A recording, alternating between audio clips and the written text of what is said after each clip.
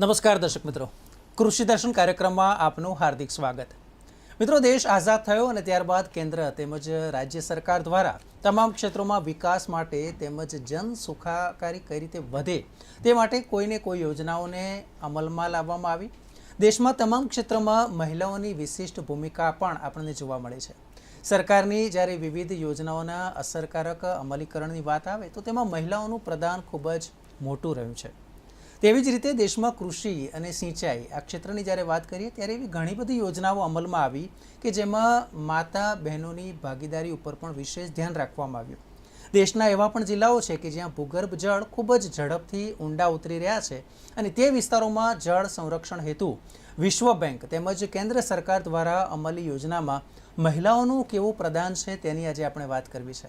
મિત્રો, આજનો આપણો વિષય છે ભૂગર્ભ જળ વ્યવસ્થાપનમાં મહિલાઓની ભૂમિકા અને આ વિષય પર માર્ગદર્શન આપવા માટે ડીડી ગિરનારના સ્ટુડિયોમાં હું સ્વાગત કરું છું શ્રી સંજય કાપડિયા સાહેબનું, કે જેઓ social development expert SPMU Atal Bhujal Yojana Gujarat જળ સંપત્તિ વિકાસ નિગમ લિમિટેડ ગાંધીનગર, તે સાહેબ અત્યારે આપણી સાથે અહીં ઉપસ્થિત છે। શ્રી સંજય કાપડિયા સાહેબ, આપનું ખૂબ ખૂબ સ્વાગત છે। નમસ્કાર। નમસ્કાર મિત્રો। સાહેબ, સૌથી પહેલાં જે પ્રમાણે આપણે વાત કરી, દર્શકોને માહિતી આપવી છે કે ભૂગર્ભ જળ વ્યવસ્થાપનની જ્યારે વાત કરીએ છીએ તો સૌથી પહેલાં તો એ સમજ આપવી છે કે વરસાદ દ્વારા આવતું જે જળ છે એ શું અને જેને આપણે ભૂગર્ભ જળ કહીએ છીએ એ શું, અને તેવી જ રીતે જે આ યોજના છે જેની આપણે વાત કરવા જઈ રહ્યા છે તે શું છે? ખૂબ સરસ સવાલ કર્યો છે નિહાલભાઈ। વરસાદ દ્વારા જે પાણી આપણને મળે છે એ પાણી સપાટી પર વહી જાય છે। અમુક ટકા પાણી હોય તો એ જે તળાવો હોય એમાં સ્ટોરેજ થાય છે, અને ભૂગર્ભ જળની વાત કરીએ તો એ આપણા ભૂગર્ભમાં રહેલું પાણી કે જે દેખી શકાતું નથી, અને વરસાદનું પાણી આપણે દેખી શકીએ છીએ, અને ભૂગર્ભ જળ જે છે એ જમીનમાં સ્ટોરેજ થયેલું પાણી છે।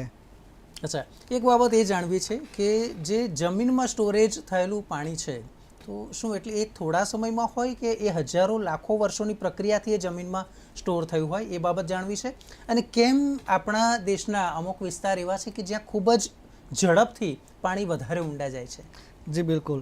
ભૂગર્ભ જળ આમ જોઈએ તો હજારો વર્ષોથી સ્ટોરેજ થયેલું પાણી એ ભૂગર્ભમાં હોય છે, અને દિવસે ને દિવસે ખેતીમાં, ઉદ્યોગો માટે અને ઘરગથ્થુ વપરાશ માટે પણ ભૂગર્ભ જળનો ઉપયોગ આજે વધી ગયો છે। ઘણા બધા દેશો એવા છે કે જ્યાં સપાટી પરના પાણીનો વધારે ઉપયોગ કરવામાં આવે છે, અને આપણા દેશમાં અત્યારની હાલની પરિસ્થિતિ એવી છે કે અત્યારે આપણે ભૂગર્ભ જળનો વધારે પડતો ઉપયોગ કરવા માંડ્યા છીએ, જેના કારણે ભૂગર્ભ જળમાંથી આપણે ખેંચાણ વધતા અને એની સામે એમાં રિચાર્જ નથી થઈ શકતું, એના કારણે જે ભૂગર્ભ જળ છે એ દિવસે ને દિવસે ઊંડા જતા રહે છે। એટલા માટે આજે ભૂગર્ભ જળ વ્યવસ્થાપન વિશે વિચારવાની આપણને એક જરૂરિયાત ઊભી થઈ છે। એટલે આપે જે પ્રમાણે સંજયભાઈ વાત કરી તો આપણે કહી શકાય કે આ તો એક ચિંતાનો વિષય છે, કારણ કે જો વ્યવસ્થાપન, જળ વ્યવસ્થાપન યોગ્ય નહીં હોય તો કદાચ અત્યારે પણ આપણે ઘણીવાર જાણીએ છીએ કે કેટલાક વિસ્તારો દેશના એવા છે કે જ્યાં ઉનાળામાં પાણીની તીવ્ર અછત જોવા મળતી હોય છે, અને એવા કેટલાક રાજ્ય અથવા તો જિલ્લા તો જ્યાં ખૂબ જ ગંભીર પરિસ્થિતિ છે કે જ્યાં કદાચ 1000 ફૂટે પણ પાણી નથી રહ્યા। તો દર્શક મિત્રોને માહિતી આપવી છે કે ભૂગર્ભ જળ વ્યવસ્થાપન એ ખૂબ જરૂરી છે, તો અહીં આપણને ખ્યાલ આવ્યો। એ વિસ્તારથી સમજાવો કે ભૂગર્ભ જળ વ્યવસ્થાપન એટલે શું? ભૂગર્ભ જળ વ્યવસ્થાપન એટલે આમ જોવા જઈએ તો જે જમીનની અંદરનું પાણી, ભૂગર્ભમાં જે રહેલું પાણી છે એનું વ્યવસ્થાપન કરવું, એટલે કે એનું સંચાલન કઈ રીતે આપણે સારી રીતે કરી શકીએ, અને જે પાણીનું આપણે ખેંચાણ કરીએ છીએ એના કરતાં વધારે પાણી પહેલાં રિચાર્જ થાય, અને જરૂરિયાત માટે આપણે જે પાણી લઈએ તો એ જે બંને વચ્ચેનું બેલેન્સ છે, બંને વચ્ચેનું જે બેલેન્સ છે એ જળવાઈ રહે, એને વ્યવસ્થાપન કહેવામાં આવે છે। કે આપણે અકાઉન્ટની અંદર, જ્યારે આપણે બેંકની અંદર ખાતું ખોલાવીએ, આપણે અકાઉન્ટ હોય તો એમાં આપણે એમાંથી નાણાકીય આપણે જે નાણાં છે એ ઉપાડતા રહીએ તો એક દિવસ એવો આવે કે જે અકાઉન્ટની અંદર જે આપણા રૂપિયા પડેલા છે એ રૂપિયા એક દિવસ પૂરા થઈ જવાના છે। તો એ જ રીતે ભૂગર્ભ જળનું પણ આવું જ છે। તો ભૂગર્ભ જળ જેટલું આપણા જમીનની અંદર કે ભૂગર્ભમાં રહેલું છે તો દિવસે ને દિવસે એમાંથી આપણે પાણી ખેંચાણ કરતા રહીએ, અને એમાં જો કંઈ ઉમેરો ના કરીએ તો એ જે ભૂગર્ભ જળ છે એક દિવસ એવો આવવાનો છે કે ત્યાં આગળ કંઈ નથી રહેવાનું। બિલકુલ. અચ્છા સાહેબ, એ જ બાબતને ધ્યાનમાં લઈને આજે વિશ્વ બેંક અને કેન્દ્ર સરકાર એમણે જે મથામણ કરીને ત્યાર પછી એક યોજના જેને આપણે અટલ ભૂજલ યોજના કહીએ છીએ, તો અટલ ભૂજલ યોજના એની થોડી વિસ્તારથી માહિતી આપો, અને આ ઉપરાંત ભારતમાં અને ગુજરાતમાં તેનું કાર્યક્ષેત્ર શું છે તે. બિલકુલ. કેન્દ્ર સરકાર દ્વારા જે અટલ ભૂજલ યોજના 2019માં લોન્ચ કરવામાં આવી, આપણા અટલ બિહારી વાજપેયી જે હતા એ પૂર્વ અટલ બિહારી વાજપેયીના નામથી અટલ ભૂજલ યોજનાનું લોન્ચ કરવામાં આવી. તો એ અટલ ભૂજલ યોજના હેઠળ ભૂગર્ભ જળ વ્યવસ્થાપન કઈ રીતે આપણે કરી શકીએ એના માટે આખી એક સરકારે આ યોજના અમલી કરવા માટેની એક ગાઈડલાઈન તૈયાર કરી, અને એમાં એના ઘટકો પણ નક્કી કરવામાં આવ્યા કે કયા કયા ઘટકો પર આ યોજના કામ કરશે અને આ યોજના અમલી થશે. અને એનું કાર્યક્ષેત્ર વિશે વાત કરીએ તો ભારતની અંદર 7 એવા રાજ્યો છે કે જ્યાં અટલ ભૂજલ યોજના અમલ હેઠળ છે, અને ગુજરાતની અંદર 6 જિલ્લા છે કે જ્યાં અટલ ભૂજલ યોજના અમલી છે. ભારતના જે રાજ્યોની વાત કરીએ તો એમાં આપણું ગુજરાત, હરિયાણા, રાજસ્થાન, ઉત્તર પ્રદેશ, મહારાષ્ટ્ર અને કર્ણાટક, આ 7 રાજ્યોની અંદર આ યોજના અમલી છે. અને એમાં ગુજરાતની અંદર આપણા 6 જિલ્લાની વાત કરીએ તો એમાં આપણું ગાંધીનગર, મહેસાણા, સાબરકાંઠા, બનાસકાંઠા, પાટણ અને કચ્છ જિલ્લો આ યોજનાની અંદર આવરી લેવામાં આવેલ છે. તો આ જિલ્લાઓ શા માટે? કેમ કે આ જિલ્લાઓની અંદર એવું જોવામાં આવ્યું છે કે ભૂગર્ભ જળની પરિસ્થિતિ જે છે એ દિવસે ને દિવસે ખૂબ ગંભીર થતી જાય છે, અને એ પરિસ્થિતિનું જો નિવારણ હાલ અત્યારથી કરવામાં ના આવે તો 30 વર્ષ પછી આ જિલ્લાઓની અંદર એ ભૂગર્ભ જળની ખૂબ વિકટ પરિસ્થિતિ આવી શકે એવી શક્યતાને જોતા ભારત સરકાર શ્રી દ્વારા આ અટલ ભૂજલ યોજના આ વિસ્તારો માટે અમલી કરવામાં આવી છે. બિલકુલ. એટલે દર્શક મિત્રો, કહી શકાય કે જ્યારે પૂરની સ્થિતિ ઊભી થાય તે પહેલાં જે પાળ બાંધવાની વાત છે તેવી વાત અહીંયા આપણને જોવા મળે છે. અને ગુજરાતના એવા જે સેન્સિટિવ જિલ્લાઓ છે કે જ્યાં પાણીની વિકટ પરિસ્થિતિ છે અથવા આગળ જતાં ઊભી થઈ શકે છે, તેનું પ્રિકોઝન અહીં લેવામાં આવ્યું છે તેમ કહી શકાય. આગળ આપણે જાણવું છે કે મહિલાઓ કઈ રીતે આ યોજનામાં પોતાનું યોગદાન આપે છે, પણ હાલ લઈએ છીએ એક નાનકડો વિરામ.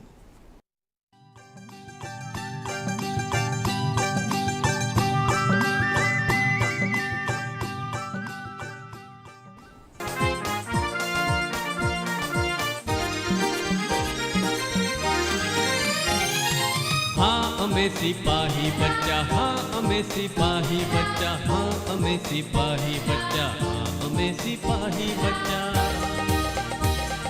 સમજી વિચારી ડગલા ભરીએ, કામ ન કરીએ કચ્ચા, हाँ અમે સિપાही बच्चा. નિહાળો જીવરામ જોશીની વાર્તા પર આધારિત ધારાવાહિક મિયા ફુસકી દર શનિવારે સાંજે 6 કલાકે ડીડી ગિરનાર પર.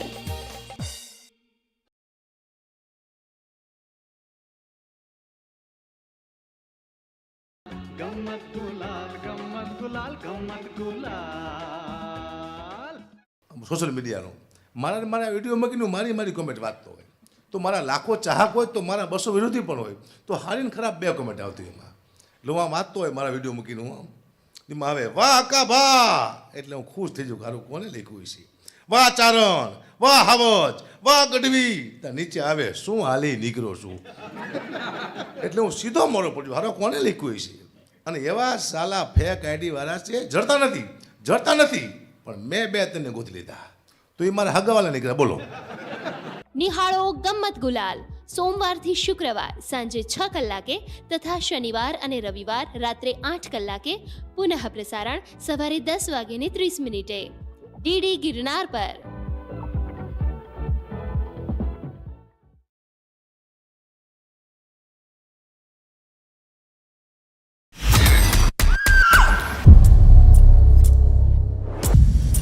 जरूरी नहीं समझते आपकी शहरियार से आखिरी बार कब बात हुई?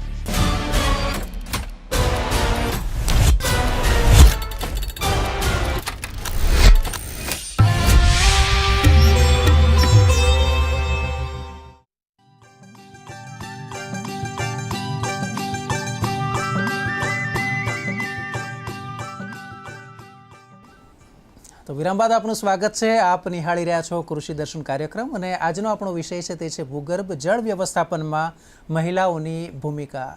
સંજય કાપડિયા સાહેબ અત્યારે અહીંયા ઉપસ્થિત છે ને તેઓ આ વિષય અંગે માર્ગદર્શન આપી રહ્યા છે. સાહેબ, આપણે બ્રેક પહેલાં જે આપણે વિસ્તારથી સમજ્યા કે અટલ ભૂજલ યોજના અને ખાસ કરીને કેમ ભૂગર્ભ જળ વ્યવસ્થાપનની જરૂર પડી, હવે આપણે એ મુદ્દા પર આવીએ કે અટલ ભૂજલ યોજનાના ઘટકો કયા કયા અને મહિલાઓ કઈ રીતે આપણને ખૂબ જ મદદરૂપ સાબિત થાય છે.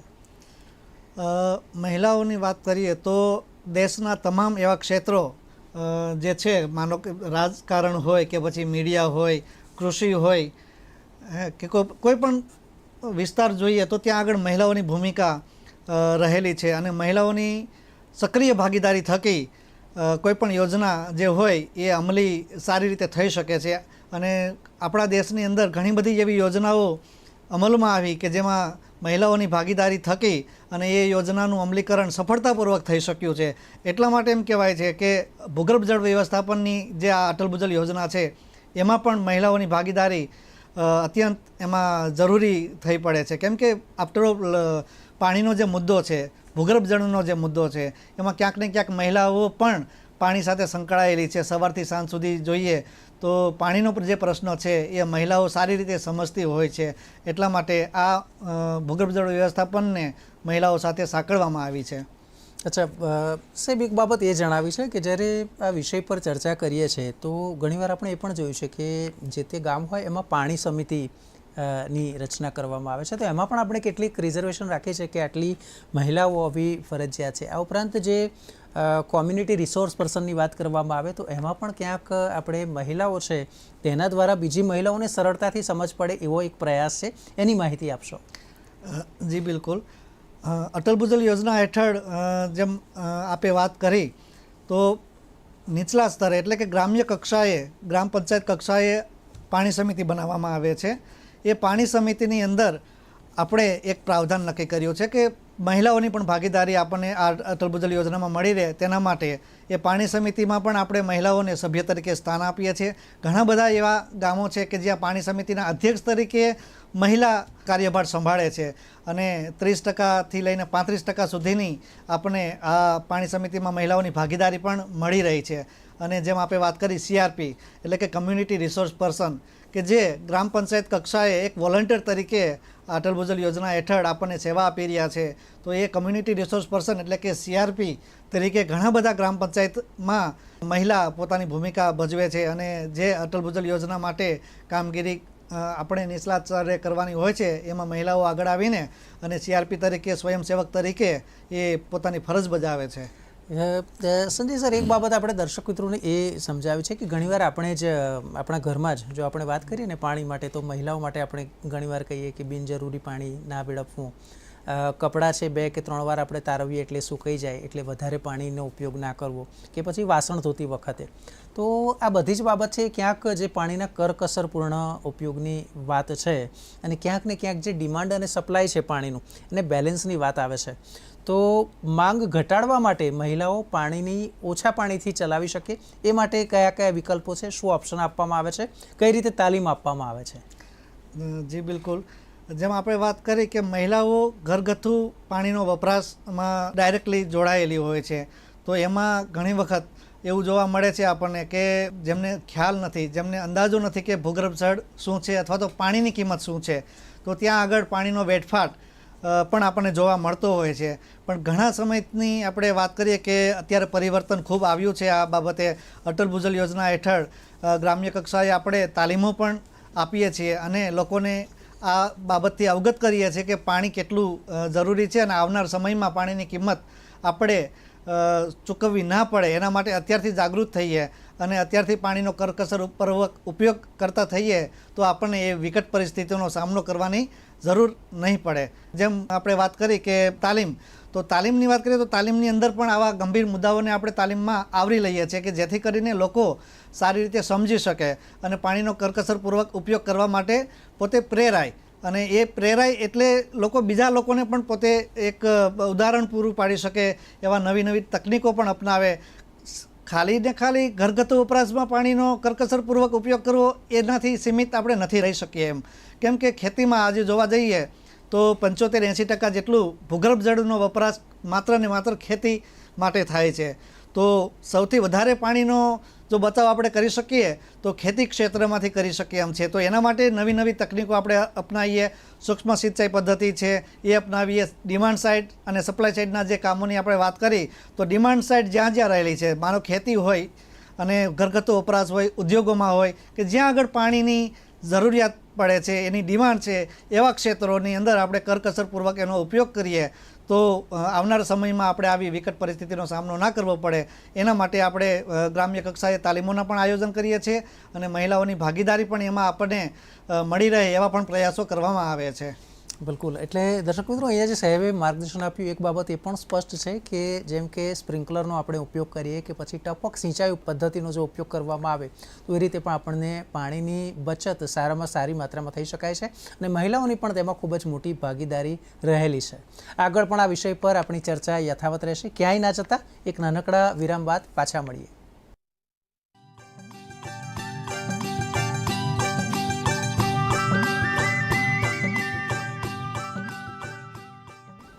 સાચી સમજણ, સાચા જ્ઞાનથી પોઝિટિવ તરફ જવાય. હંમેશા પોઝિટિવ રહેવું. પોઝિટિવિટી પોતાને આનંદ આપે, સામાન્ય સુખ આપે, નિરોગી બનાવે, સંસારી દુઃખો ના થાય, આપણને પોતા માનસિક દુઃખો ના થાય. પછી નક્કી કરો કે મારે નેગેટિવના પક્ષમાં રહેવું જ નથી, જીવનમાં હંમેશા પોઝિટિવ જ રહેવું છે. હવેથી નિહાળો પૂજ્ય દીપકભાઈને સમજણની પ્રયોગશાળા કાર્યક્રમમાં દૂરદર્શન ગિરનાર ઉપર દરરોજ રાત્રે 9:30 થી 10:30 કલાકે.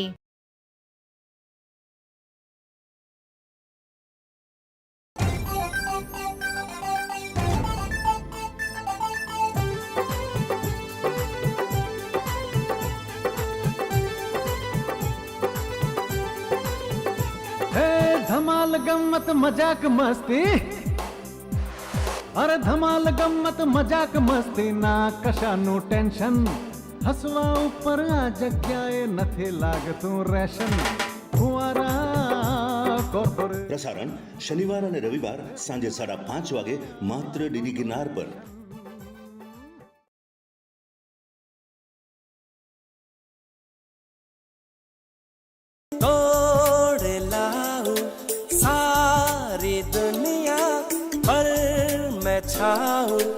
बस इतना सा ख्वाब है. एक चतुर नार बड़ी होशियार, अपने ही जाल में हंसत जात, हम हंसत जात. अरे एक चतुर नार बड़ी होशियार. कितना प्यारा तुझे रब ने बनाया, जी कर देखता रहूं. कितना सोना तुझे रब ने बनाया, जी करे देखता रहूं.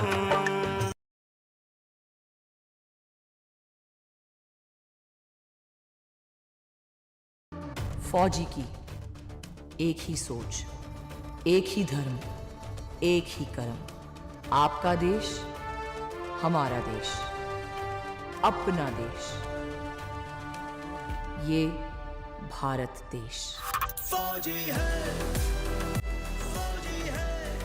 सोमवार से गुरुवार रात 9 बजे डीडी नेशनल पर.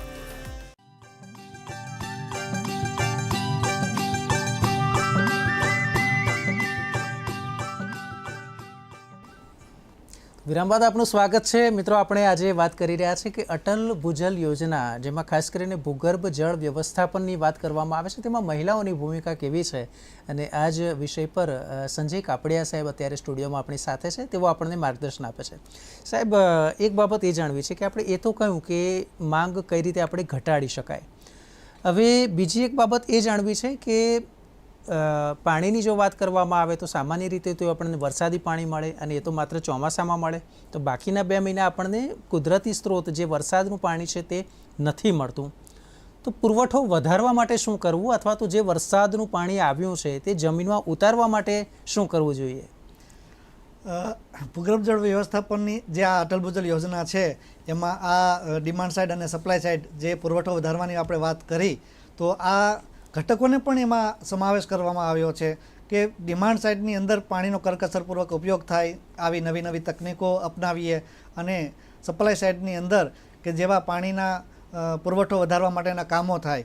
કેમ કે ચોમાસું 3 કે 4 મહિના સુધી હોય, સારો વરસાદ પડે, પણ હાલની પરિસ્થિતિમાં શું થાય છે કે ગામનું પાણી જે છે વરસાદ આવે અને એ ગામનું પાણી નદી મારફતે વહીને દરિયામાં જતું રહેતું હોય છે. તો કન્સેપ્ટ આપણે એવો અપનાવીએ છીએ આ યોજના હેઠળ કે ગામનું પાણી ગામમાં અને સીમનું પાણી સીમમાં. તો જેટલો વરસાદ પડ્યો હોય એ પાણીને જો આપણે સાચવી લઈએ અને એનું સ્ટોરેજ આપણે કરીએ અને ભૂગર્ભ જળમાં રૂપાંતરિત એને કરીએ, એટલે કે ભૂગર્ભમાં એ પાણીને ઉતારીએ, રિચાર્જ કરીએ, તો આપણે એ પાણીનો જે મહત્તમ ઉપયોગ કરી શકીએ છીએ.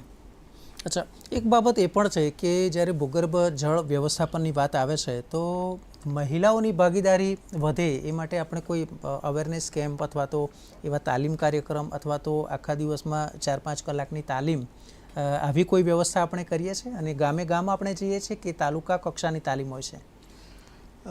ના, એમાં નેહલભાઈ હું આપને વાત કરું તો મહિલાઓ માટેની સ્પેસિફિક આપણે વાત કરીએ તો મહિલા મિટિંગોનું આયોજન પણ આ યોજના હેઠળ આપણે કરવામાં આવે છે. જે 1873 ગ્રામ પંચાયતો આ યોજના હેઠળ આપણે આવરી છે, તો એ 1800 ગ્રામ પંચાયતની હેઠળ આપણે મહિલાઓ માટે પણ અલગ અલગ સમયે આવા પ્રોગ્રામો કરતા રહીએ છીએ, એવા કાર્યક્રમો કરતા રહીએ છીએ કે જેમાં મહિલાઓને માટે આ યોજનાનું અમલીકરણ જે કર્યું છે, તો એ યોજના હેઠળ મહિલાઓ પોતે કઈ રીતે આગળ આવી શકે અને મહિલાઓ ભૂગર્ભ જળ વ્યવસ્થાપનને કઈ રીતે સારી રીતે સમજી શકે, એના માટે પણ આપણા પ્રયાસો સતત ને સતત ચાલુ હોય છે. તાલુકા કક્ષાએ તાલીમો થાય છે, જિલ્લા કક્ષાએ તાલીમો થાય છે, ગ્રામ પંચાયત કક્ષાએ આપણે તાલીમોનું આયોજન કરીએ છીએ. 1 વર્ષની અંદર 6 વખત દરેક ગામની અંદર આપણે તાલીમો કરીએ છીએ. તો એ તાલીમોની અંદર પણ મહિલાઓ મોટી સંખ્યામાં ઉપસ્થિત રહે એવા પણ પ્રયાસો કરવામાં આવે છે. અગાઉથી આપણે જે ગામની કાર્યશીલ મહિલાઓ હોય એમના મારફતે આપણે એક આખું આયોજન કરવામાં આવે છે અમારા નીચલા લેવલે, કે જ્યાં ટ્રેનરો જતા હોય છે અને એ ગામની અંદર અમારા જે CRP કામ કરી રહ્યા છે અને અમારા જે જિલ્લા અમલીકરણ ભાગીદારો કામગીરી કરી રહ્યા છે. તો આ તમામના પ્રયાસોથી, સહિયારા પ્રયાસોથી અને મહિલાઓ માટે સમયાંતરે આવા પ્રોગ્રામો કરવામાં આવે છે જેથી કરીને મહિલાઓ પણ આગળ આવે. કેમ કે નેહલભાઈ, મહિલાઓની જ્યારે આપણે વાત કરીએ છીએ ને તો એ એટલા માટે કે ઘરનું જે સંચાલન કહેવાય તો મહિલાઓ કરતી હોય છે. અને આમ જોવા જઈએ તો પુરુષ આપણા ઘરની અંદર વાત કરીએ તો મહિલાઓનું વધારે માનતા હોય છે અથવા તો મહિલા જે કહે એ કરવું પડતું હોય છે, આવું પણ જોવામાં આવે છે. તો જ્યારે મહિલા પોતે આગળ આવે અને આ યોજનાને સારી રીતે સમજે તો એ એમના ઘરમાં પણ આ વસ્તુને અમલ કરવા માટે કહી શકે છે. ઘણા બધા ગામો એવા છે નેહલભાઈ કે જ્યાં આગળ આપણને જોવા મળ્યું છે. જેમ સૂક્ષ્મ સિંચાઈ પદ્ધતિની વાત કરીએ આપણે કે ટપક અને ફુવારા, તો ટપક અને ફુવારા આવી સૂક્ષ્મ સિંચાઈ પદ્ધતિ અપનાવવા માટે અટલ ભૂજલ યોજના હેઠળ આપણા વધારાના 15% સબસિડી આપીએ છીએ. જે ખેડૂતો GGRC મારફતે 70% સબસિડીથી સૂક્ષ્મ પદ્ધતિ અપનાવતા હતા અને એમને પ્રોત્સાહન, જી બિલકુલ, પ્રોત્સાહન આપતા હતા. તો એ 70%ના એમાં 15% એડ કરીને આપણે અત્યારે 85% જેટલી સબસિડી મળવા પાત્ર થાય છે. તો ઘણા બધા ગામો એવા જોયા છે કે જ્યાં આગળ જે ઘરની મહિલા હતી એમણે ફોર્સપૂર્વક એમને વાત કરી અને એમના ઘરમાં વાત કરી કે ભાઈ આપણે આ સૂક્ષ્મ સિંચાઈ પદ્ધતિ અપનાવી છે, ખેતરમાં તમે જે રીતે પાણી ચલાવો છો એ રીતે આપણે નથી ચલાવવાનું. અને પુરુષે આખરે એ કામ કરવું પડ્યું અને કામ કર્યા પછી એમને સારું લાગ્યું કે ભાઈ નહીં, એના અનુભવો પણ આપણે અભિપ્રાય લીધા એમના. તો એમણે ઘણા બધા પુરુષો એવું કહે છે કે ભાઈ હું આ પદ્ધતિ અપનાવવા માટે તૈયાર નહોતો, પછી મારા ઘરેથી આ મને કહેવામાં આવ્યું અને અમારા ઘરે આવી બધી ચર્ચાઓ થવા માંડી, એટલા માટે મેં અપનાવી અને અપનાવ્યા પછી આજે સારી રીતે એમાં પાણીનો બચત પણ થાય છે અને અમારો જે ખર્ચ પહેલાં આવતો હતો ખેતીમાં એ ખર્ચ પણ ઓછો થયો છે. બિલકુલ. અચ્છા, એક બાબત એ જ જાણવી છે આપણે કે જ્યારે અટલ ભૂજલ યોજનાની વાત કરીએ છીએ તો તેનું અસરકારક વ્યવસ્થાપન થાય તે માટે આપણો તો આ વિભાગ ખરો છે, ગુજરાત રાજ્ય જળ સંપત્તિ, પણ સરકારશ્રીના બીજા વિભાગ પણ ખરા કે જે ઇન્ટરકનેક્ટેડ છે? જી બિલકુલ, લાઇન ડિપાર્ટમેન્ટ આપણે એમને કહીએ છીએ કે જે વિભાગો આ યોજના સાથે સંકળાયેલા છે અને અટલ ભૂજલ યોજના હેઠળ જે આપણે વોટર સિક્યુરિટી પ્લાન બનાવીએ છીએ અને એ વોટર સિક્યુરિટી પ્લાનની અંદર ગ્રામ પંચાયત કક્ષાએ જે આપણે પાણી સમિતિ છે એ લોકો ભેગા થઈને એક નક્કી કરે છે કે આપણા ગામની અંદર પાણીનો પુરવઠો વધારવા માટે અને સપ્લાય સાઇડ માટે કયા કયા કામો આપણે લેવા.